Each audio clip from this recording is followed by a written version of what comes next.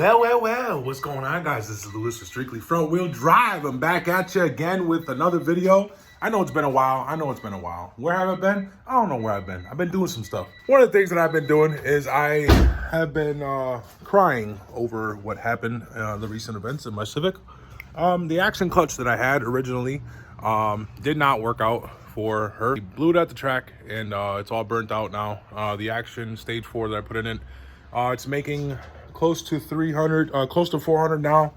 Made 368 on the dyno. I'm gonna show the video. I've been meaning to make a video about the dyno and all that stuff and about what happened. I'm not sure where I left off as far as what had happened with the Civic because I went to the dyno twice. The first time, the manifold that I originally put on it had blew and it cracked. And instead of trying to weld that up and get it good again, I went and bought myself a AC compatible. Let me pop the hood and show you guys. So I went and bought myself an AC compatible manifold, which I'm kind of regretting right now, just because of the clearance issues. Just because I wanted to have AC in this car after I did what I was going to do at the track, because I wasn't going to keep racing it after the fact. I was going to try to just source out another shell and put this engine in there and put my B16 that was in the other car. I was going to put the B16 in here and then just daily drive this, or just have it as a weekend car, and then this setup was going to go in another shell.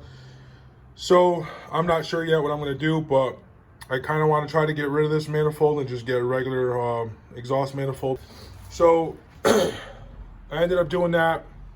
I had to reroute my oil line here because it was a mess the way I had it, and I had to kind of add like a 90-degree angle. I don't know why it's not focusing in there. So I added like a 90-degree angle with a mid fitting, and I had to do all that crap and whatnot. But the turbo's actually doing pretty good. No play so far for the eBay turbo. I did blow an axle on the dyno, or not blew an axle, but I blew an axle blue. I think it was this side. It's been repaired. You can see it right there. It's been repaired ever since. And I actually still have some grease under here. I have to clean the engine bay because I've been touching it and whatnot. The exhaust, I ended up putting it face down basically instead of up, because I want to actually do it out of the bumper here in the front. You'll see the AC, the O2 sensor's kind of pinched there. It's broken. The O2 sensor went bad on the dyno, and look what we have here. That's just a little send it. That's what that is right there. I gotta fix that. I got some more of this this loom stuff. I can put some more on it and fix it and whatnot. But this has to get routed down. I think I'm gonna try to do this myself. I'm just gonna try to get a couple of these same size pipes, get like a couple straight ones, and then just make a whole bunch of pie cuts and kind of just take my time routing it down, and then kind of working it into that exhaust. That exhaust as well, I'm gonna keep what I have there because it's working, and I'm just gonna add to it and possibly put the bung right here instead of having it over there. Possibly put the bung here, because one thing my tuner had noticed and pointed out to me, that when the exhaust was facing up, the way that the O2 sensor was, any moisture that can pool up in the exhaust will actually damage the O2 sensor. And that was a brand new sensor, and it went bad within, I want to say, not even a year, and I barely drove the car. And it was just sitting, and every time I started the car was a whole bunch of moisture that spit out of there. So I'm just going to do myself a favor and my components a favor and just route it down. That way, if any moisture accumulates in the exhaust, it can just drain right down, and I don't have to worry about anything, especially with the O2 sensor. So I'll end up putting the O2 sensor here and finding a way to route the wiring in a safe way, safe place, and go from there. But I am going to add to that pipe. I forgot what size that pipe is. I think it's a 3-inch, and I'm just going to try to route it out and out of here, out of the bumper. I have the bumper to put on. So I'm going to try to insert the dyno videos here and the track videos So what happened was I was at the track. I made 4 passes. I forget what times they were. I think my fastest pass of the day was 12:4 at 120 something miles an hour. All right, guys. So I kind of cut the video off right now. I need to straighten the camera here. So you guys are all topsy turvy here.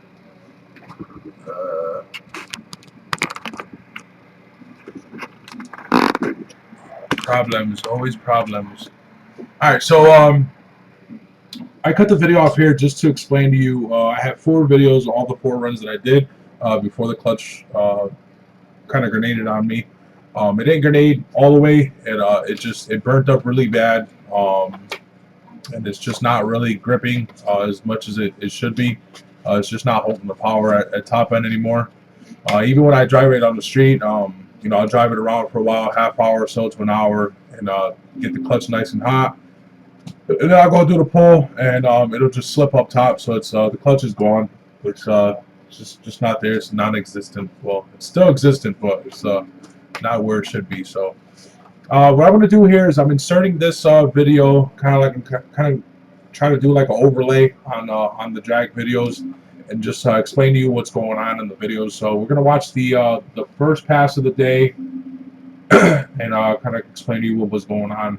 All right, so here I am staging up. I'm up against a Mustang here. Do a little burnout, nice little burnout.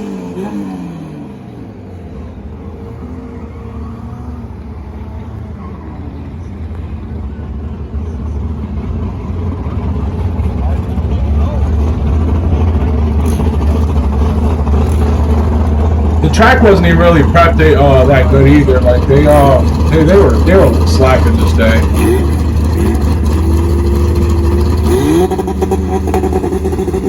So I missed second on this one.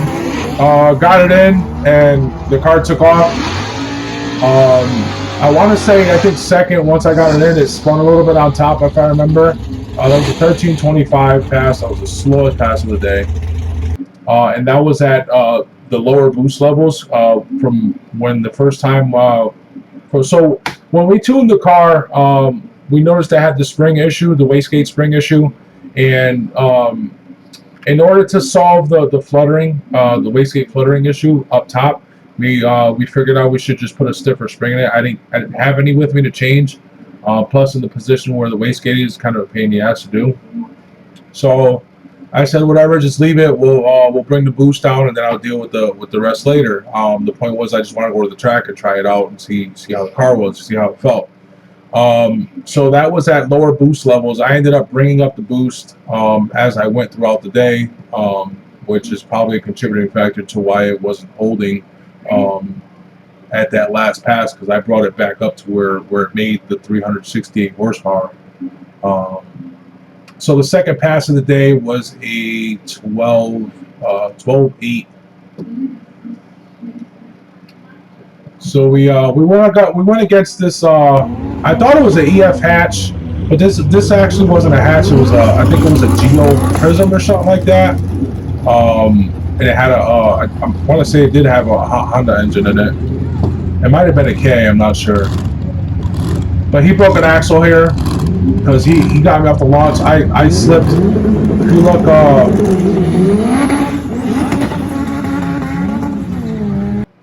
let's go back in the video here. So I slipped. I basically first gear, it was just constant spinning, and then second gear, I finally caught. Well, I caught when I went to second gear, and as you see, I passed the Prism there, but it was only because he broke an axle. He was actually doing really good.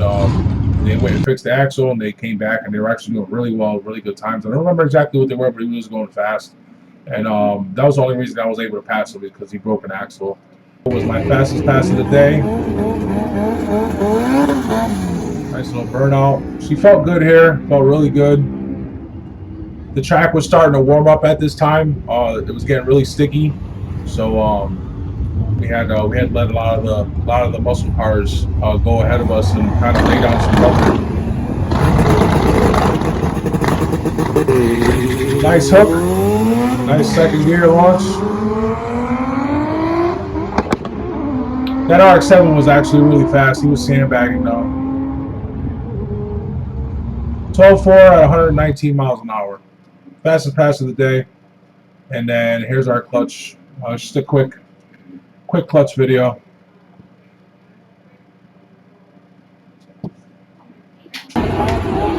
So I noticed that the burnout, especially, it didn't feel as like it was sticking as much. It crossed my mind, but I was like, whatever. We're just gonna see. I thought maybe it just the track was just a little bit too slippery. They put too much water down. I thought it was just spinning a lot more, but then later I realized that it actually wasn't. It was just the fact that the clutch was starting to go here. So it seemed to let off right away. So as you see there, it didn't go as I planned. First gear I launched, and then the RPM shot up when I let off quick, and I short shifted the second, and then I hit it again, and as the boost creeped up, it did it again, and then I went to third. I said, fuck it, I'll just go to third, and it really raised up, and then I got pissed off, and I just roasted the clutch all the way down. So that's the end of that, and it is what it is. That's all I got for the track videos. Let's get back to the main video. I was totally spinning, and one of the reasons why is I don't have any slicks. Out of the hole, you can kind of see in the videos. Out of the hole, I was spinning a lot. Second, third, I was spinning a lot. Even keeping the boost low, low enough to where I have enough power to launch off. It was just spinning the whole time, so I couldn't really get traction on the track like I wanted to run that. Not that I was chasing a 10s, because we didn't make enough power to make a 10-second pass. But I was chasing an 11-second pass and maybe an 11.9 or something like that, just to be happy with the day. And I did not get to have that 11.9 pass. It was a good day to do it. There wasn't that many cars, although the track was packed, but it was a good day to do it because it wasn't a day that was really, really packed like it usually is. So I'm kind of bummed out about that. It sucks, but we're just going to take that one on the chin. I'm in the process right now of saving some money, and we're going to throw a twin disc in there and hopefully have better results the next time. One of the things that we discussed on the dyno at the dyno session was the cams. I'm still running stock B16 cams with stock valve springs that are, I'm not sure how old and how much mileage they had on them, because this head I had bought used off the street, and I had it resurfaced, and I had the valve guides, all the new, I had all new valve guides installed, brand new. So I'm not exactly sure how worn out those springs are. They're probably really worn out, and it was kind of like at the top end, just not having enough oomph at the top end, which kind of means that I wasn't having enough airflow. The engine is ported. The head is mildly ported. I ported it myself. It's just a mild port, clean job. It's not really anything that big. So I have a 70 mil throttle body. This is a Type R manifold that's also ported, 70 millimeter, and then I did a slight port job, and the port's going into the intake.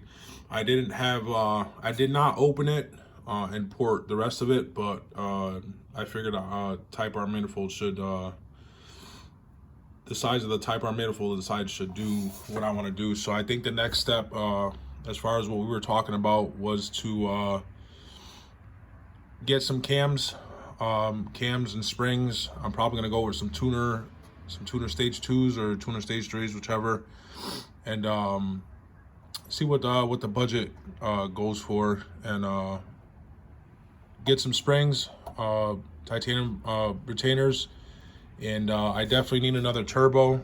That turbo's too small, so I'm gonna be selling off that turbo when I get ready to. But as for now, the plan is to get a twin disc in there, and I want to change out this the wastegate spring.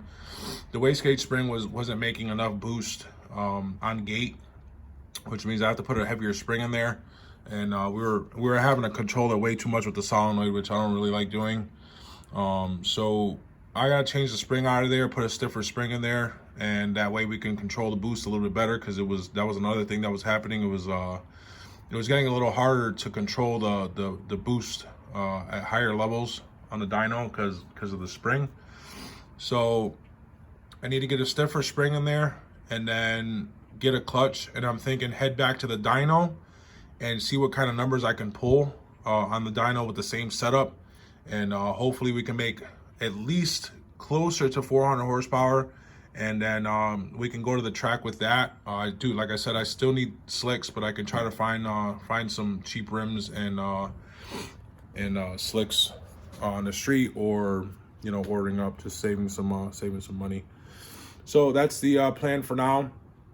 I also did change out the blocks regulator. I no longer have a blocks regulator. It's a AEM adjustable fuel pressure regulator. It was something about the blocks regulator, since the blocks regulator really isn't a regulator. It's all it does is it takes place. It makes the stock regulator adjustable by adding basically this top half of it onto the stock. I think I have it here. I can show you. So this is basically what the blocks is.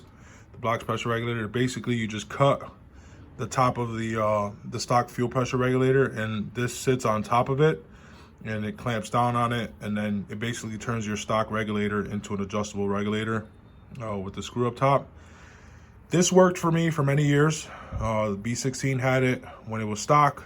B16 had it when I boosted it. The B16 had it since I got it. So, and I even threw it on this one when I was done with it. But being as I have such a big fuel pump now, it's a Deechworks 450, and I upgraded my injectors now. I also have 1100 cc injectors.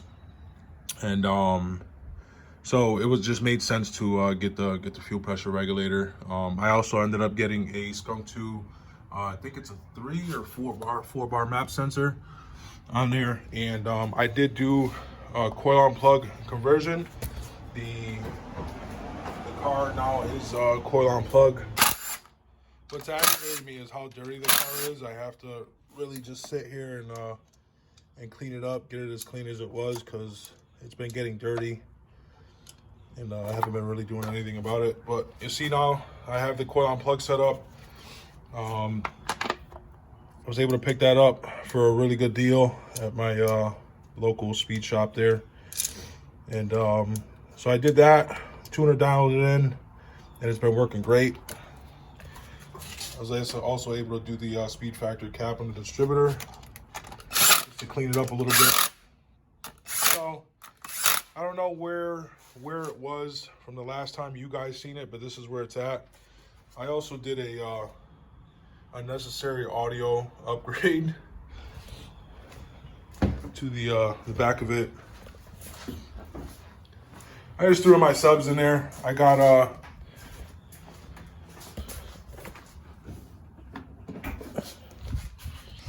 bored the other day, and I wanted to drive it and cruise around. So I threw my old 12s in there and just wired it up so I can have some music. But those obviously will be coming out. For the track. I'm not going to be having that in the back for the track. It's too much weight. But I also have a cluster coming for the car. It's still an automatic cluster, but it has the RPM gauge on it. Because people are being crackheads with the Honda parts right now, and I don't know if the prices are ever going to go down. So I'm just scrounging parts where I can and for as budget as I can, because I'm not going to pay $300 for a stock EG manual cluster, or $200, whatever the hell it is that I saw that they wanted for it. These cars are 20 plus years old. There's no need to be charging the prices that people are charging for these car parts. It's ridiculous, especially being so old. I can see if the part was brand new off the shelf, but it just doesn't make no sense. I'll never pay for overpriced parts. So yeah, this is where we're at.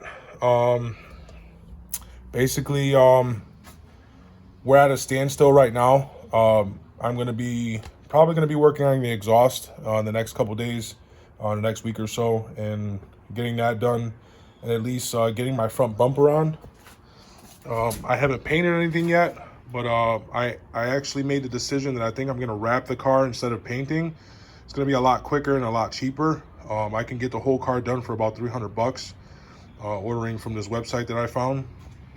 So I'm going to get the front bumper on here. I have to order these bolts here that go here. And I'm going to just order the same bolts that I had for here. Same Allen bolts. Those seem to work a lot better. And they're nice and flush. So I'm going to order that so I can bolt the bumper on. Get the bumper mocked up on there. And then hopefully I cut the intercooler piping short enough where it's not going to stick out of the bumper anymore. And we're going to go from there. But other than that, I did add these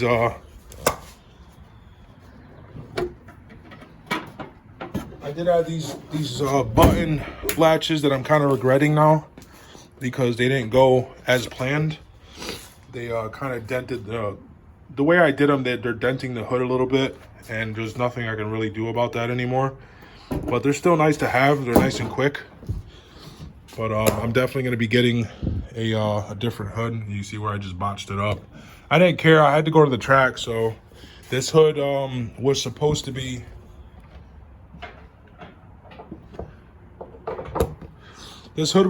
mint, but when I took it out of the where I had it, I had dropped it and I bent these corners. That one didn't suffer as bad as this side did. This side totally did a 90-degree angle, and I got so pissed off that I was like, fuck this hood, and I'm just not going to worry about it anymore. I'm not sure if I might do something about this. Obviously for the wrap, it's probably going to show, but we'll get to that part, get to that point when we get there. I'm not sure what I can do about that, being as it's already on there and where I had put the pins, because these holes were already here, so I just took advantage. But yeah, she just needs, the engine bay needs a good cleaning, and she should be back to square one. So if you want to know what my attention has been towards, or one of the things that my attention has been towards, I recently bought a Kawasaki ZX-14R, and I've been just enjoying it and driving it and just kind of letting off steam.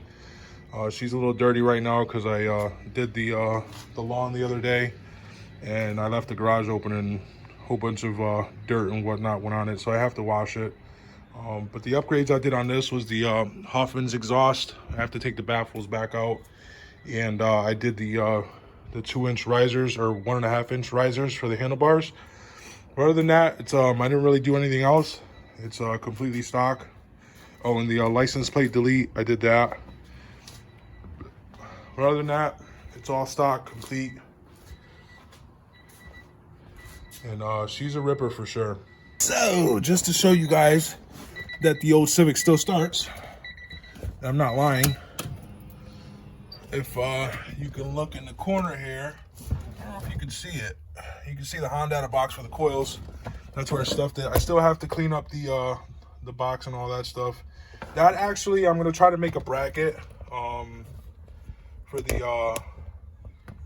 You can't really see it well. But I'm gonna make a bracket for the fuse box that's there in the corner, and just to keep it there. Where when I put the rug and all that, and the ECU, and I lay it flat on the firewall there, it actually sits really nice, and where if somebody's riding in here, it's not really gonna bother, and it's not gonna damage anything. So I just have to keep in mind and tell people don't really press on that portion of the car. So just show you guys that the car actually still starts. She still runs. She's got good oil pressure still. The obviously the AEM, the wideband doesn't work because the O2 sensors are not there. But I tried to do this Jimmy rig, this cheap auto RPM gauge from AutoZone the day before the track, and it was working, but then it stopped working. I'm not sure what exactly happened, so that's gonna get just tossed out the window, and I'm just gonna buy the tack. I already bought the cluster. It's on order. It was an automatic tack with a an RPM gauge, and then the heat and the coolant and the coolant gauge and the fuel gauge is on this side with the automatic sign in the middle. I think when I get it, I'm just gonna take it apart, put a piece of black tape or something on it, and that'll take care of that. You know, I don't have to worry about seeing that ugly print little thing there. But yeah, she still runs.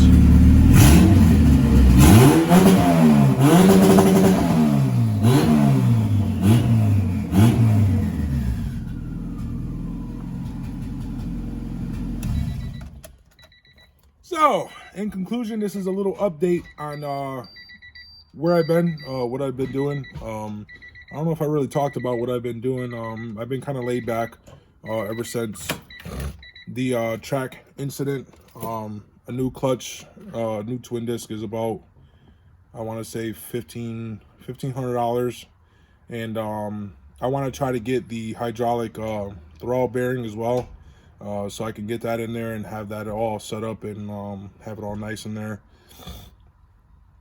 But yeah, so I gotta save up $1,500 plus another $300 for that, and obviously the cams and stuff, but that's gonna come later. I say the biggest expense right now is gonna be the clutch and the slicks. If any of you guys have, I know I got 100 subscribers.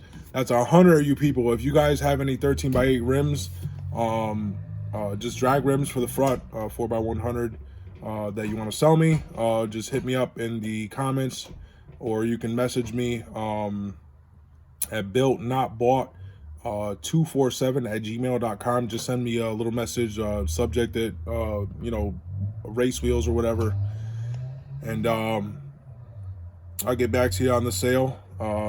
I really appreciate it. I really appreciate the 100 subscribers. We reached the 100 subscriber mark yesterday, and I gotta tell you guys, I've never in a million years would think that I'd be at the 100 subscriber mark. I didn't think I was gonna get 2 subscribers. When I started this page, I had 1, and that was one of my friends, and now I have 100. So I appreciate you guys. And I'm gonna try to throw more content out as long as I keep getting feedback, and you know, you guys seem to be interested. Then I'll keep throwing the content out, and I'll just keep you guys up to date on the build. I do have the old B16 turbo that came off the B16. I was thinking about doing a little raffle, 100 subscriber raffle for the whole setup. It's on an EM USA manifold with the up pipe. I'll show you guys right now the B16, or the 100 subscriber YouTube. I have an EM USA log manifold with the turbo that came out the B16. I went 12.7 with this turbo. There's literally no shaft play in the turbo. It's fine. It's been working good. This is the original turbo that I made my first YouTube video with. I figure for 100 subscriber, I'll literally raffle this whole thing off, and some lucky guy or girl will get the setup for free 99. So guys, let me know if you guys want to participate in that raffle. Just let me know in the comments down below.